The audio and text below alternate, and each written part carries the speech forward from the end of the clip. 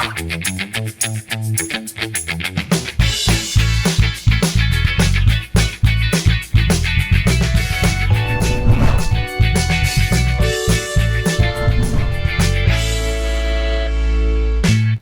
আলাইকুম প্রিয় দর্শক, দেশ এবং দেশের বাইরে থেকে যারা আমাদের সঙ্গে যুক্ত হয়েছেন চ্যানেল আয়ের পর্দায় স্বাগত জানাচ্ছি সালাম স্টিল স্ট্রেট কাটের আয়োজনে। সাথে আছে আমি দীপ্তি চৌধুরী। রাজনীতি এবং ইতিহাস দুটো একে অপরকে মাঝে মাঝে আসলে ওভারল্যাপ করে, অর্থাৎ রাজনীতি মাঝে মাঝে ইতিহাস নির্মাণের জায়গায় ভূমিকা রাখে, আবার ইতিহাস রাজনীতির চলমান পথে গতি কিংবা বাধা তৈরি করতে পারে। তবে নানা জনের দৃষ্টিকোণ থেকে ইতিহাস আসলে নানাভাবে ব্যাখ্যা করা হয়েছে। ইতিহাস আমাদের দেশে নিরপেক্ষ জায়গায় কবে ছিল, এই প্রশ্নটি এখন আমরা বারবারই করতে চাই এবং সত্যি আসলে কি সেটি আমরা জানতে চাই। তাই নানাজনকে নানা প্রশ্ন করে ফেরা এবং উত্তর জানা সত্যের সন্ধানে স্বাগত জানাতে চাই আমাদের আজকের অনুষ্ঠানের অতিথি ব্রিগেডিয়ার জেনারেল আব্দুল্লাহিল আমান আজমি, অবসরপ্রাপ্ত। স্যার আসসালামু আলাইকুম, স্বাগত আপনাকে। কেমন আছেন? আলহামদুলিল্লাহ ভালো আছি। আপনাকে এবং দর্শক শ্রোতাদেরকে আমি সালাম জানাচ্ছি, শুভেচ্ছা জানাচ্ছি। অনেক ধন্যবাদ, আপনি আমাদের সময় দিয়েছেন স্যার। আপনি আমাকে অনুষ্ঠানের আগেই স্বাধীনতা দিয়েছেন যে আমি যে কোনো প্রশ্ন আপনাকে করতে পারি। সরাসরি আমি প্রশ্নে চলে যাচ্ছি। স্যার, সেনাবাহিনীর একজন ব্রিলিয়ান্ট অফিসার হিসেবে আপনার সুনাম রয়েছে এবং এটা সকলেই মোটামুটি আপনাদের বাহিনী স্বীকার করেন, যাদের সঙ্গে কথা বলা হয় না কেন। আপনি 1981 সালের ডিসেম্বর মাসে সেনাবাহিনীতে যোগ দেন এবং 2009-এর আগ পর্যন্ত 26 বছর আপনি সেনাবাহিনীতে কাজ করেছেন। এই 26 বছরে বিএনপি দুইবার ক্ষমতায় এসেছে এবং আওয়ামী লীগ একবার ক্ষমতায় ছিল, মানে এই গত 16 বছরের আগের কথা বলছি। এই 26 বছরে কি আপনি আসলে কোনো ধরনের বৈষম্যের শিকার হয়েছেন? আপনার বাবার পরিচয়, আপনি অধ্যাপক জনাব গোলাম আজমের সন্তান, মেজপুত্র তার, যিনি ছিলেন জামায়াতে ইসলামের আমির আমাদের স্বাধীনতার সময়। তো তার পরিচয় হিসেবে আপনি কি আসলে কোনো ধরনের বৈষম্য বা বাঁকাচোখ কিংবা নির্যাতনের শিকার হয়েছেন কিনা, ভয় পেয়েছেন কিনা কখনো? আমি আমার বাবার ছেলে হিসেবে আমি গর্বিত যে আল্লাহ অনেক মহান ব্যক্তি ছেলে হিসেবে আমাকে দুনিয়াতে জন্ম দিয়েছেন। কিন্তু মুদ্রা অপিঠ হলো যে এর জন্য সারা জীবন আমাকে ভুগতে হয়েছে। শুধু সেনাবাহিনীতে যোগদানের পরেই না, সেনাবাহিনী যোগদানের আগে থেকে আমার এই সমস্যা শুরু হয়েছে। ওকে, কেমন? প্রথমে স্বাধীনতার পরে আমি তখন ক্লাস 9-এ, আমার ক্লাসে এক অমুসলিম ক্লাস টিচার আমাকে খুব শারীরিক মানসিকভাবে নির্যাতন করতেন। আমাকে স্কুল ছাড়তে হলো। কোন স্কুল সেটা? Government laboratory school. আমাদের সময় এটা মানে অপ্রতিদিন 1 নম্বর স্কুল ছিল সারা পৃথিবী বাংলাদেশে। ভূমিকম্প সহনীয় মোস্ট ডিউরেবল দেশের প্রথম থার্মেক্স রড সালাম স্টিল। সালাম স্টিল বোঝে ডিউরেবিলিটি। সালাম স্টিল মোস্ট ডিউরেবল স্টিল। সারা বাংলাদেশে আনকন্টেস্টেড নম্বর 1 স্কুল ছিল এটা। এরপরে তো আমি এসএসসি পাস করে নরওয়ে পড়ার সময় আমি ইংল্যান্ডে চলে যাই। ওখানে আমি ও লেভেল করে এসে আর্মিতে জয়েন করি। তো 79-এ আমি যখন পরীক্ষা দিব, আমি যেহেতু এসএসসি করে ফার্স্ট ইয়ারে পড়তে ইংল্যান্ড গিয়ে ও লেভেল করে এসেছি, সব কিছু মিলে আমার বছর লস হয়ে গেছে। তো আমি 5th লং কোর্সে জয়েন করি। আর পরের কোর্সে জয়েন করার আমার কোনো বয়স ছিল না। আমার জয়েনিংয়ের জন্য আমি 79-এর ডিসেম্বরে আমি চিঠি পেলাম যে 1 ফেব্রুয়ারি 1980 তাহলে আমাকে জয়েন করতে হবে একাডেমিতে। এবং যতটুকু মানে 27 অথবা 28 ডিসেম্বর আমাকে আর্মি হেডকোয়ার্টারে ডাকালো এবং আমাকে জয়েনিং ইনস্ট্রাকশন ক্যান্সেল করে দিল। একটা চিঠি দিল যে জয়েনিং ইনস্ট্রাকশন ক্যান্সেল, মানে আমি আর ঢুকতে পারবো না। এই আর একটা ধাক্কা খেলাম আমি। কারণ হিসেবে কি দেখান? কিছুই দেখায়নি তারা। আমি পরে জানতে পেরেছি এটা প্রেসিডেন্ট এরশাদ তখন সেনাপ্রধান ছিলেন। তো কারো হয়তো মাথায় এসছে যে গোলাম আজমের ছেলেকে নেব, এটা প্রেসিডেন্টের নলেজে না দিয়ে না, ওটা ঠিক হবে না। তো ওনার কাছে ডিসিশন পাওয়ার আগ পর্যন্ত আপাতত চিঠি দিয়ে স্থগিত করে রাখো, আমার যা মনে হয় আর কি। কারণ আমার ব্যাচে সবাই জয়েন করার পরে তারপরে আমাকে আবার নতুন করে চিঠি দিয়েছে। এর মধ্যে প্রেসিডেন্টের কাছে ক্লিয়ারেন্স নিয়েছে বলে আমি জানতে পেরেছি। একাডেমিতে আমাদের যখন আমরা ফাইনাল টার্মে উঠি, তো যে ফার্স্ট হয় তাকে ওখানে ক্যাডেটদের মধ্যে কিছু অ্যাপয়েন্টমেন্ট দেওয়া হয়। তো হায়েস্ট অ্যাপয়েন্টমেন্ট হলো battalion senior under officer. He is not an officer, he is an under officer, but battalion senior, সবচেয়ে সিনিয়র। ওটার বিরুদ্ধে কোনো অফিসার আপত্তি করেছেন, যারা ওখানে ইনস্ট্রাক্টর ছিলেন, যারা প্রশিক্ষক যারা ছিলেন।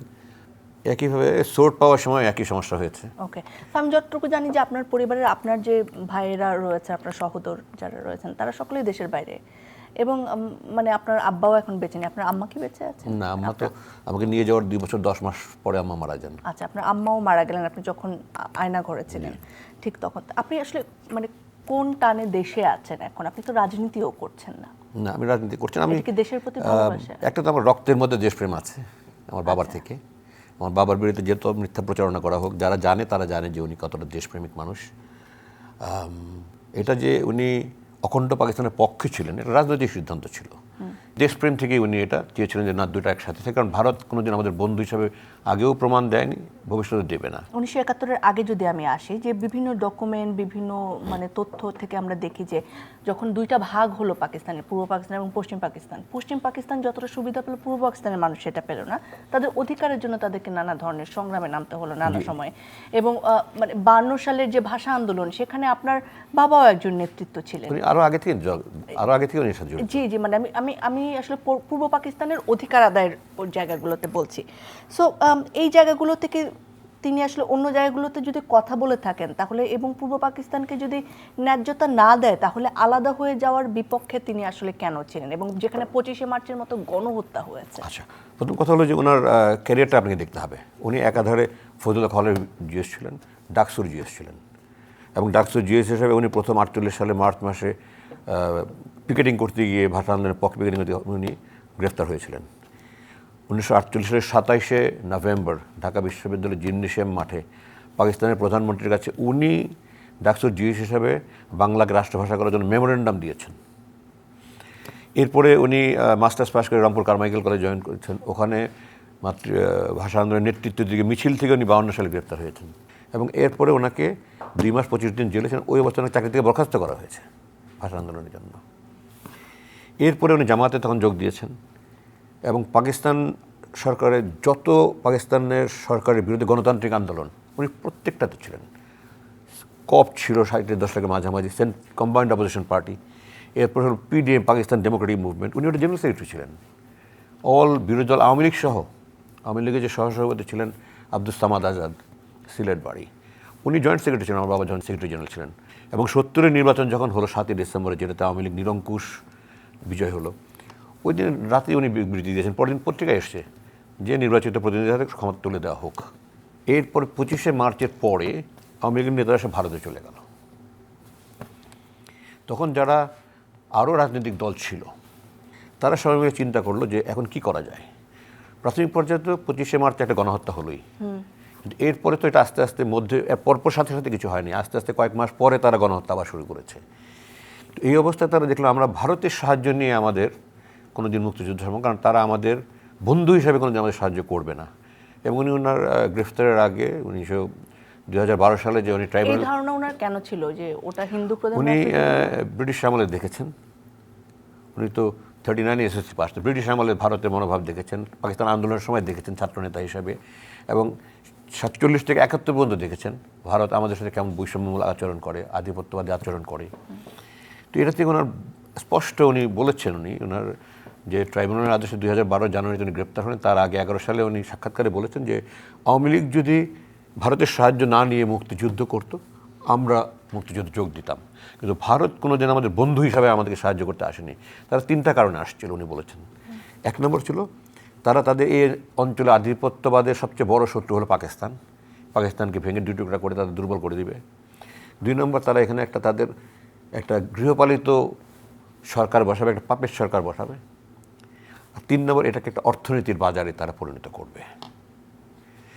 এই যে একটা অধীনস্থ সরকার, একটা গোলাম সরকার এবং অর্থনীতি বাজার, এটা তো স্পষ্ট। তো উনি আশঙ্কা যেটা করেছিলেন সেটা তো আমরা দেখতে পাচ্ছি হয়েছে। আপনার বাংলাদেশের মানুষকে যে মানে মারা হলো এইভাবে, সেটার কি কোনো প্রতিবাদ তিনি করেছেন? এটা আমি বলছি আপনাকে, উনি অবশ্যই প্রতিবাদ করেছেন, কিন্তু মিডিয়াতে যখন মার্শালও থাকে, আমি এরশাদের মার্শালের সময় ঢাকায় আমি রেডিওতে ডিউটি করেছি, টেলিভিশনে ডিউটি করেছি। নিউজ আমরা কন্ট্রোল করতাম, নিজেরা পড়ে আমি প্রতিটা পেজ আমি সাইন করে দিতাম, এবং যখন নিউজ কাজটা নিউজ পড়তেন আমি পাশে কন্ট্রোল রুমে গিয়ে বসে থাকতাম যে সরকার বিরুদ্ধে কিছু বলে কি না। উনি অনেক প্রতিবাদ করেছেন, কিন্তু কোনোটা মিডিয়ায় আসেনি, কারণ এইভাবে আমার মিডিয়া কন্ট্রোল করতো। এবং ওনার বিরুদ্ধে কোনো অপকর্মের সাথে জড়িত কোনো আপনি নজির পাবেন না। মানে এরশাদ সরকারের বৈধতা দিতে আপনিও আসলে সেনাবাহিনীর একজন হয়ে কাজ করেছিলেন। বৈধতা বলতে আমি তখন ইয়াং সেকেন্ড লেফটেন্যান্ট, এরশাদের ক্ষমতার দখল বৈধ কি অবৈধ এটা বোঝার মতো তখন আমার বয়সই তো হয়নি। আমি জাস্ট নিউলি কমিশন 81 সালে কমিশন পেয়েছি আর 82 মার্চে 3 মাস চাকরি আমার। সেনাবাহিনীর এই জায়গাটার ভূমিকাতে আমি আসবো, যে এইটা শেষ তো আমি এটা শেষ করিনি যে উনি 92 সালে ওনাকে নাগরিকত্ব মামলায় গ্রেফতার করা হলো। 93 সালে হাইকোর্টের রায় হলে ওনার বিরুদ্ধে কোনো অপকর্মের কোনো প্রমাণ নেই। উনি অখণ্ড পাকিস্তানের পক্ষে ছিলেন, এটা একটা রাজনৈতিক সিদ্ধান্ত ছিল, কিন্তু কোনো হত্যা, লুণ্ঠন, অগ্নিসংযোগ, ধর্ষণ এই সমস্ত কোনো রকমের কোনো কিছুর সাথে ওনার সামান্যতম সম্পৃক্ততা নেই। আমরা কোর্টে জিতলাম, সরকার পক্ষ সুপ্রিম কোর্টে গেল, সুপ্রিম কোর্টের আপিল বিভাগে সম্পূর্ণ ফুল বেঞ্চ ভূমিকম্প সহনীয় মোস্ট ডিউরেবল দেশের প্রথম থার্মেক্স রড সালাম স্টিল। সালাম স্টিল বোঝে ডিউরেবিলিটি। সালাম স্টিল মোস্ট ডিউরেবল স্টিল। ওনার পক্ষে রায় দিলেন যে উনি কোনো কিছু জড়িত না, এবং তারপরে উনি নাগরিকত্ব 23 বছর পর আনুষ্ঠানিকভাবে নাগরিকত্ব ফিরে পেলেন। এই ট্রাইব্যুনালেও ওনার বিরুদ্ধে অনেক প্রক্রিয়া করে 16 জন সাক্ষী দিয়ে ওনার বিরুদ্ধে অনেক অভিযোগ আনা হয়েছে। আমি একটা সাফাই সাক্ষী ছিলাম। যে আপনি প্রতিরক্ষা একমাত্র সাক্ষী। জি হ্যাঁ, আমি দ্য অনলি ডিফেন্স উইটনেস। এবং আমার ওখানে সাক্ষ্যে ট্রাইব্যুনাল চেয়ারম্যান রায় ঘোষণার দিন প্রকাশ্য আদালতে বলতে বাধ্য হয়েছেন যে সরকার পক্ষ ওনার বিরুদ্ধে কোনো অভিযোগ প্রমাণ করতে পারেনি। তারপরে ফরমাশি রায় দিয়েছেন 90 বছরের। মানে আপনি আপনার বাবার ওই সময়কার রাজনৈতিক অবস্থানকে সমর্থন করেন? রাজনৈতিক অবস্থানটাকে আমি সেইভাবে সমর্থন, আপনি যেভাবে বলছেন আমি ঠিক সেইভাবে বলছি না। আমি ওনার স্ট্যান্ড পয়েন্টটা কী ছিল আমি বলছি। আমি তখন যখন, কিন্তু আপনি কি মনে করেন সেটা ইতিহাসের ভুল পাশের অবস্থান ছিল জামায়াত ইসলামী এবং আপনার বাবা?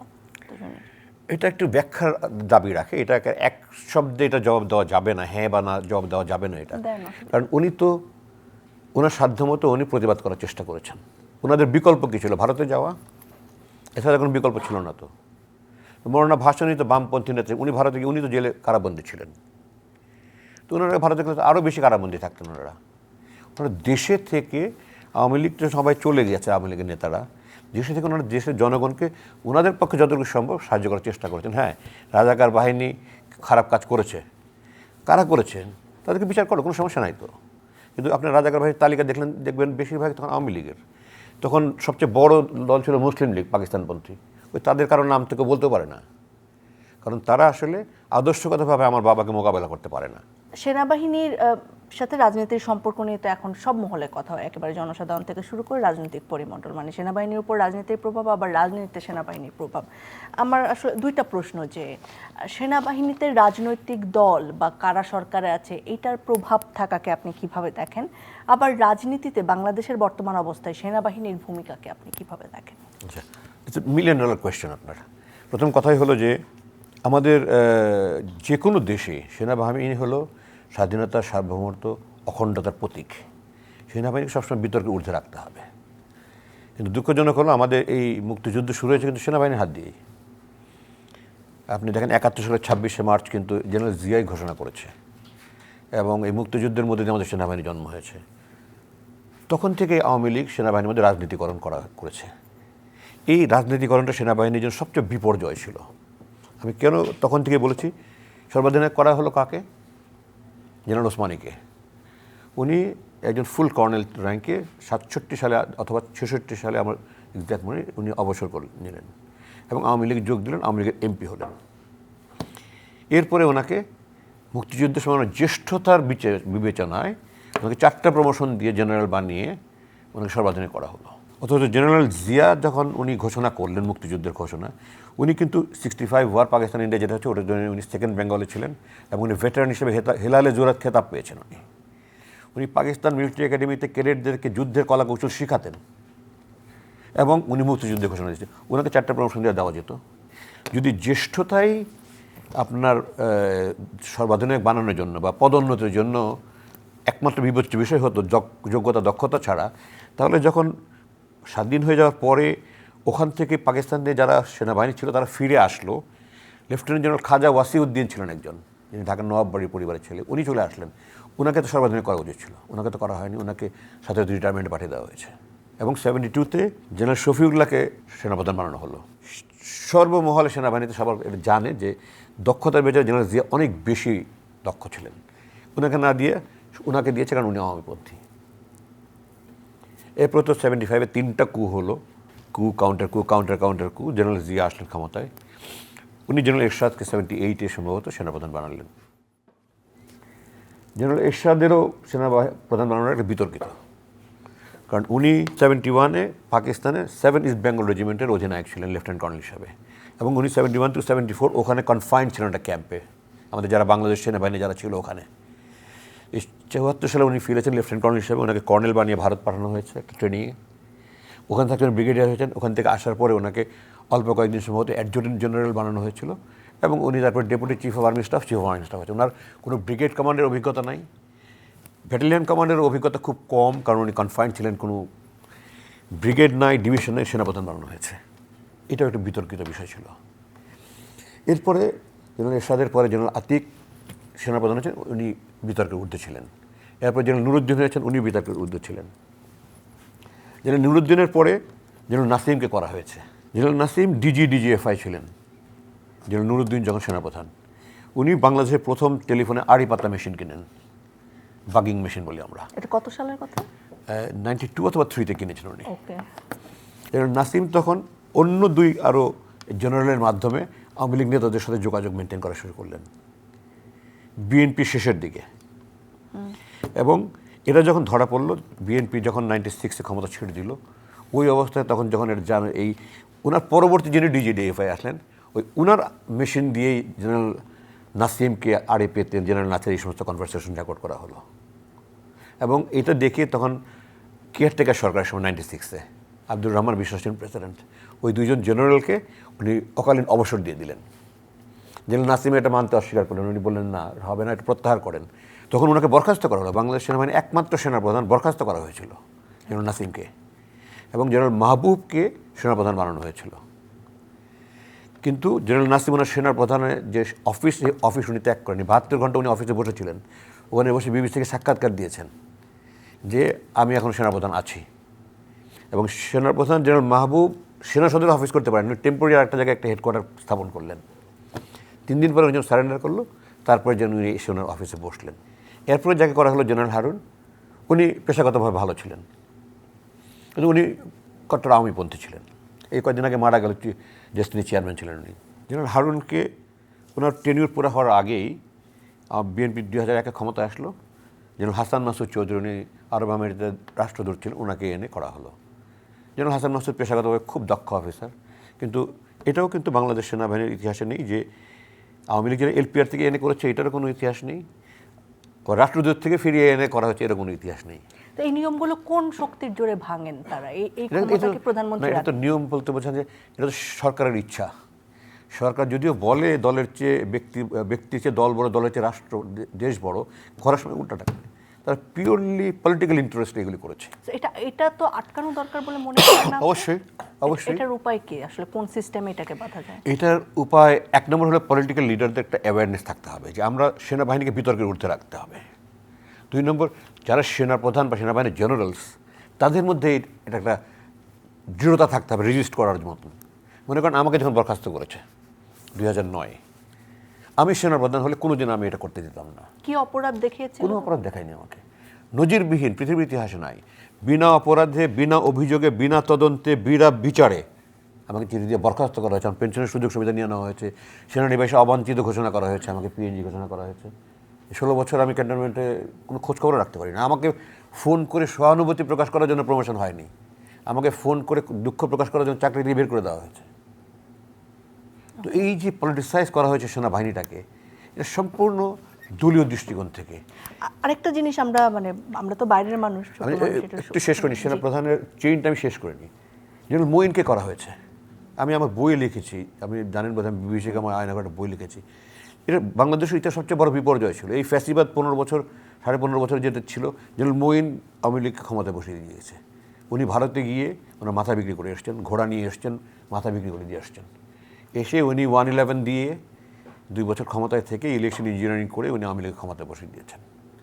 এরপরে থেকে কমপ্লিটলি কিছুটা পলিটিক্যাল, কিছুটা প্রফেশনাল। মনে করেন জেনারেল মঈনের পরে যে 2জন হয়েছে, জেনারেল মবিন এবং জেনারেল ইকবাল করিম ভূঁইয়া, 2জনই পেশাগতভাবে ভালো।